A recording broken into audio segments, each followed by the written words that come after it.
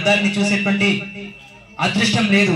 అయినప్పటికీ కూడా మేము బాధపడకుండా భగవంతుడి యొక్క చరణాలను నమ్ముకుంటూ అతడే మా కంటి చూపుగా సర్వం భగవత్ అర్పణంగా మనం భావిస్తూ ఉండాలి. ఖచ్చితంగా భగవంతుడు ఎప్పుడు ఎల్లవేళలా మనకు అండగా ఉంటాడనేటువంటి గొప్ప నమ్మకంతో విశ్వాసంతో బ్రతుకుతున్నటువంటి మరి మమ్మల్ని చూసి ఒకసారి మీరు గమనించాలా. మీ అందరి కళ్ళే మా కళ్ళుగా భావిస్తాం కాబట్టి ఇంకేం కావాలి, ఇంతకంటే ఏం కావాలి ఒక మనిషికి, అవునా?